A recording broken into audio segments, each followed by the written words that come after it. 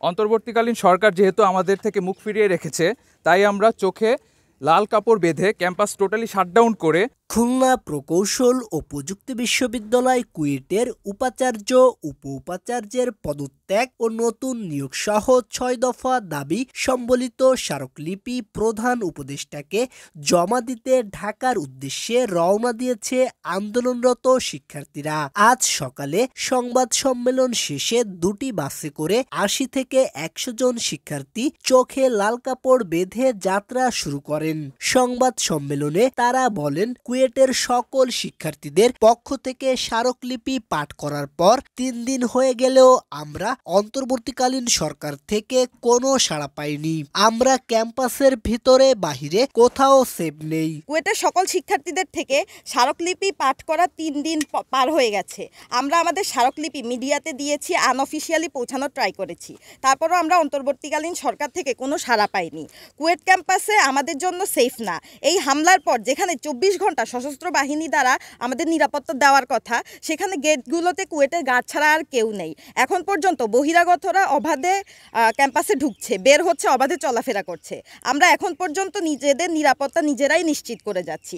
আমাদের ক্যাম্পাসের বাহিরে যারা মেসে থাকে তাদের বাড়িওয়ালাদের হুমকি দেওয়া হচ্ছে, অনেকেই মেস ছেড়ে হলে থাকা শুরু করেছে। আমরা সবাই খুবই আতঙ্কিত। আমাদের পরিবার, আত্মীয় স্বজন আমাদের রক্ত দেখেছে। আমাদের বাসা থেকে প্রতিনিয়ত কল দেওয়া হচ্ছে। আমরা ক্যাম্পাসের ভিতরে বাইরে কোথাও সেফ নেই। আমাদের কেউ সাহায্য করছে না। আমরা অভিভাবকহীন, আমাদের নিরাপত্তা দেওয়ার কেউ নেই। আমরা সবাই আতঙ্কিত। বাহিরে চিহ্নিত সন্ত্রাসীরা এখন পর্যন্ত সদম্ভে ঘুরে বেড়াচ্ছে, বিভিন্নভাবে আমাদের হুমকি দিয়ে যাচ্ছে। বিশ্ববিদ্যালয়ের স্টুডেন্ট ওয়েলফেয়ার সেন্টার ভবনের সামনে অনুষ্ঠিত এই সংবাদ সম্মেলনে তারা আরও বলেন, অন্তর্বর্তী সরকার যেহেতু মুখ ফিরিয়ে নিচ্ছে, তাই চোখে লাল কাপড় বেঁধে ক্যাম্পাস শাটডাউন করে চলে যাচ্ছেন তারা। তাদের সকল দাবি পূরণ না হওয়া পর্যন্ত কুয়েটের কোনো একাডেমিক কার্যক্রম চলবে না। গত ১৮ ফেব্রুয়ারি কুয়েটে ছাত্রদলের ফর্ম বিতরণকে কেন্দ্র করে সংঘর্ষ হয়। এতে ১৫০ শতাধিক শিক্ষার্থী আহত হয়। প্রতিবাদে কুয়েটের শিক্ষার্থীরা কয়েকদিন ধরেই ধারাবাহিকভাবে বিভিন্ন কর্মসূচি পালন করে যাচ্ছে।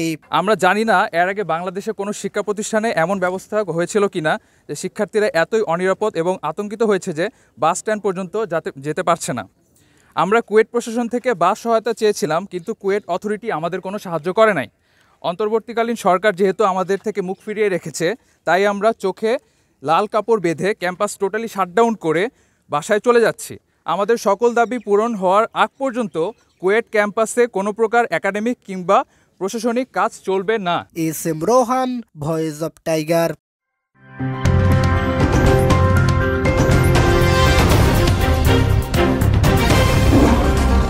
Voice of Tiger.